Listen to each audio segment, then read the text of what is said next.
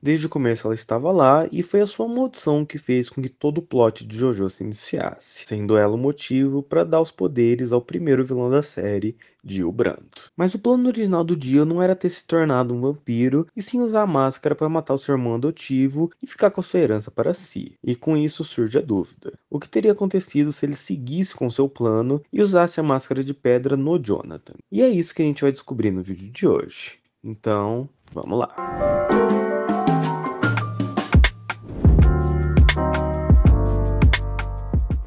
A Máscara de Pedra foi criada pelo Kars há milhares de anos atrás com o objetivo de fazer a sua raça vencer a sua fraqueza contra o Sol. Ele acaba falhando num primeiro momento, mas a máscara acaba fazendo com que ele fique imensamente mais poderoso. Em busca de tentar aperfeiçoar a máscara, ele acaba largando diversos protótipos pelo mundo e alguns humanos começam a fazer uso delas, visto que ao ser utilizada nos humanos, ela os transforma em vampiros. Milhares de anos depois, uma dessas máscaras vai parar em um leilão de Londres e é comprada por Mary Joster, uma aristocrata que acaba morrendo em um acidente de carruagem, deixando a máscara para o seu marido George e para o seu filho Jonathan Joster, que acabam pendurando a máscara numa parede da sua casa para se lembrar dela. Um tempo depois, eles acabam adotando Jill Brando, que começa a fazer a vida do Jonathan um inferno. Quando o Jonathan finalmente decide reagir, eles lutam e um pouco de sangue cai na máscara, ativando-a pela primeira vez. Anos mais tarde, o Jonathan se forma em arqueologia e passa a estudar a máscara de pedra mais a fundo.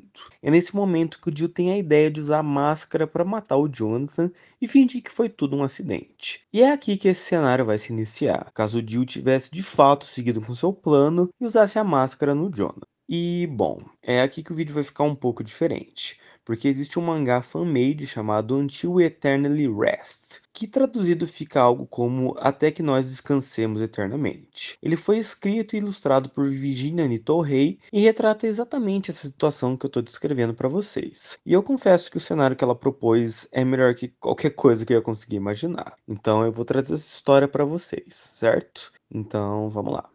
Essa história começa com uma imagem bem detalhada do Jonathan segurando a máscara de pedra. E então ocorre um diálogo sobre o destino, implicando que o Jonathan e o Jill têm um laço que não pode ser rompido. É legal que eles tentam desenhar correntes em voltas do Hermit Purple, que além de demonstrar que existe um laço entre eles, também mostra que os estentes acabam deixando as pessoas mais próximas. Depois nós vemos o Jonathan estudando a máscara como ele estuda no anime. Enquanto o Jill vê, ele se questiona sobre o real propósito da máscara, acreditando que ela é só uma ferramenta de execução antiga e aí ele começa a pensar uma forma de matar o Jonathan usando ela. Depois de um time skip, é mostrado o Jill chegando na mansão e descobrindo que o Jonathan estava ficando até mais tarde no seu quarto. O Jill vai até lá e vê a máscara, e aí ele começa a pensar qual que seria o melhor método para conseguir a fortuna dos Joestar. Matar o George e incriminar o Jonathan, ou só matar o Jonathan. É nesse momento que o Jonathan chega na sala e o Jill inventa um papo sobre só querer a ajuda dele para uma prova de arqueologia, e como brincadeira o Jill coloca a máscara em si, o que assusta o Jonathan, que pede para que ele pare de brincar. Então, em um momento de distração do Jonathan, o Jill finalmente coloca a máscara nele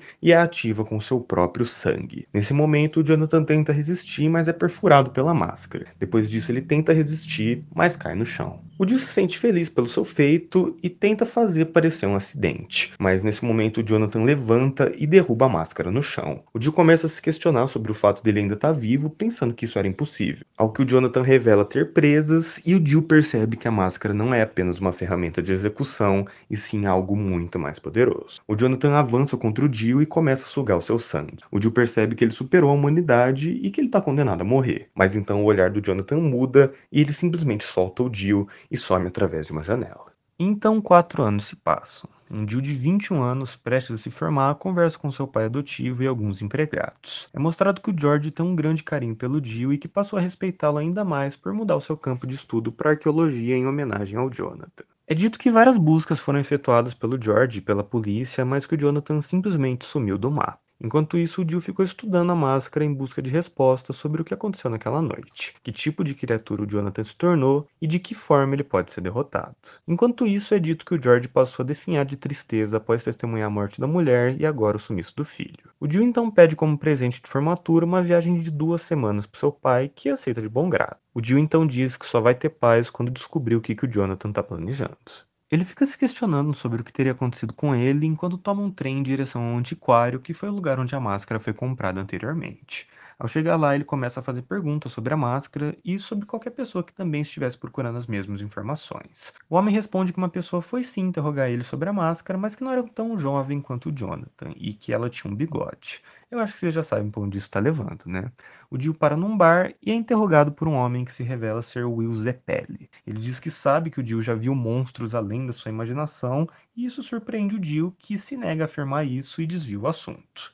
O Zeppeli diz para o Jill não se preocupar, pois ele verá o Jonathan novamente, já que a máscara tem o poder de unir as pessoas. O Jill diz que ainda tem muitas perguntas, mas o Zeppeli simplesmente some, deixando o Jill cheio de dúvida. O Jill retorna para sua casa, onde vê um George feliz que revela que está na hora de construir um túmulo para o Jonathan. Ele diz que já sabia que o propósito da viagem do Jill era procurar pelo Jonathan e que recentemente ele tem sonhado que o Jonathan está olhando para ele pela janela e depois desaparece nas sombras, sendo um indicativo de que ele já não está mais entre os vivos. A cena corta pro Jill contemplando o túmulo de seu irmão, ao que a Irina aparece e reconhece ele, dizendo que acabou de voltar da Índia e que ainda não podia acreditar que o Jojo morreu. Ela cai em lágrimas e o Jill agradece pelas flores. Então um garoto da faculdade vem correndo para alertar o Jill que o seu pai está passando mal, mas ele chega a tempo apenas para perceber que ele já havia falecido. Após aceitar que seu filho estava morto, o George perdeu todas as forças. O Jill percebe que mesmo tendo vencido e conquistado a fortuna dos Joesters, isso já não era mais importante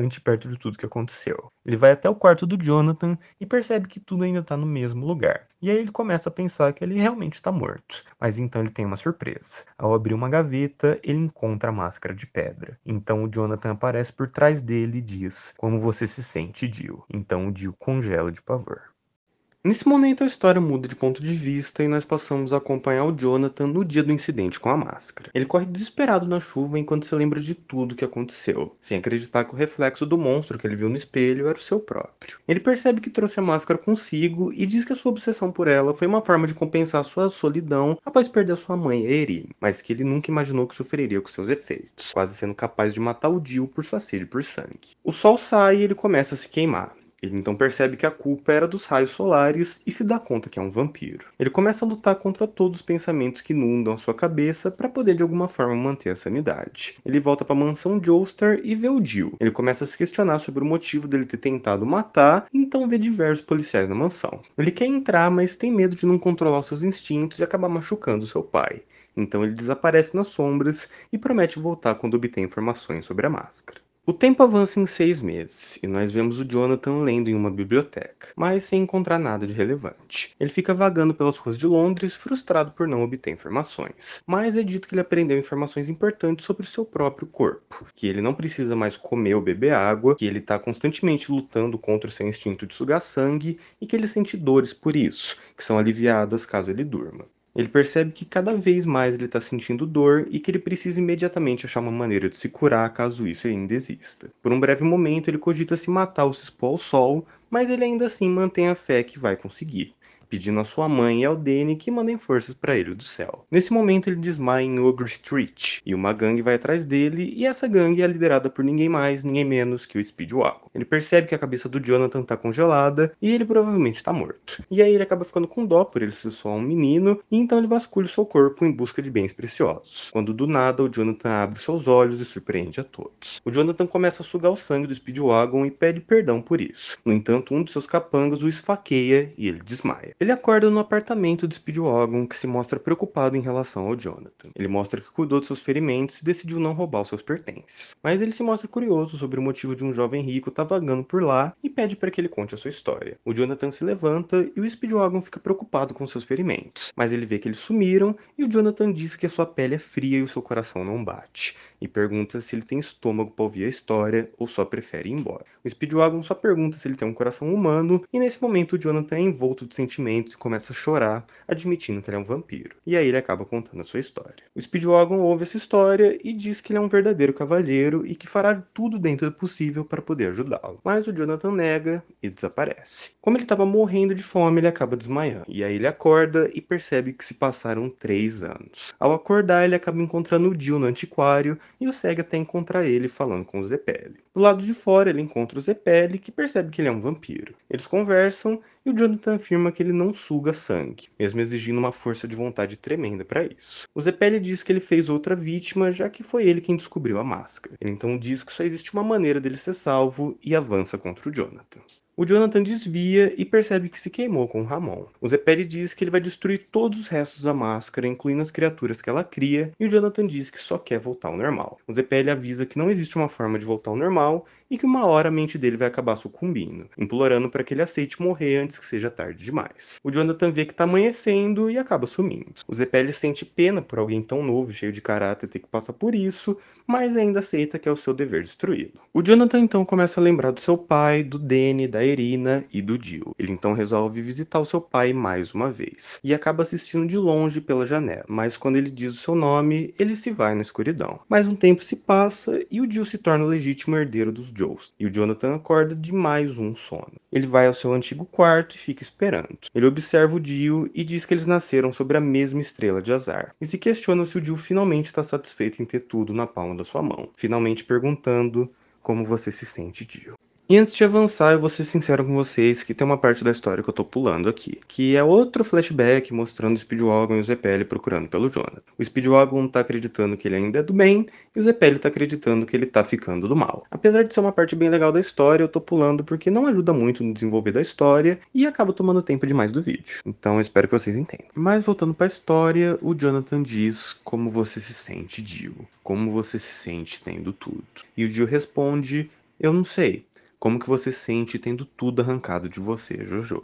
Ele começa a se enfurecer, dizendo que nos 5 anos que se passaram, não houve um dia que ele não pensasse nele e que ele queria que ele só tivesse morrido naquela noite, como era planejado. Ele então grita: você pensa que eu ligo para dinheiro ou status? Eu só quero a sua vida. Você vai morrer pelas minhas mãos novamente essa noite, mas pela última vez. Enquanto isso, o Speedwagon e o Zepelli se encontram do lado de fora da mansão e entram para ver o que está acontecendo. O Speedwagon implora para que o Jonathan não mate o Jill, ou então ele não vai mais poder se controlar. Enquanto o Zepelli diz pro Jill correr o mais rápido que ele puder, porque o Jonathan já não é mais um humano. O Jill só fica mais irritado ainda, dizendo que nunca iria correr e que será ele quem vai matar o Jonathan com as próprias mãos. O Jonathan começa a dizer que eles estão entrelaçados pelo destino, que ele está destinado a permanecer como vampiro e que agora ele está oferecendo a ele uma escolha. Ou os dois morrem, ou os dois vivem para sempre na escuridão, implicando que ele está disposto a transformá-lo em um vampiro também. O Jill diz que o único destino dele é permanecer como o único vivo daquela sala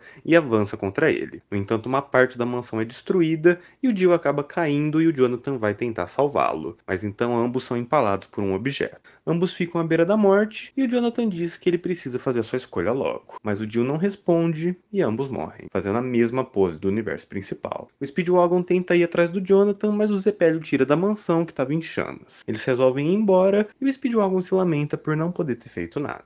Ele então pensa ter escutado a voz do Jonathan rindo e chorando. A história termina com um monólogo do Jonathan que diz: vamos lá, Jill. Parece que nós teremos que dividir os nossos pecados até o final. Dois homens atrás das grades, um que enxerga a lama e o outro que enxerga as estrelas, ficando eternamente presos nessa prisão que é o destino.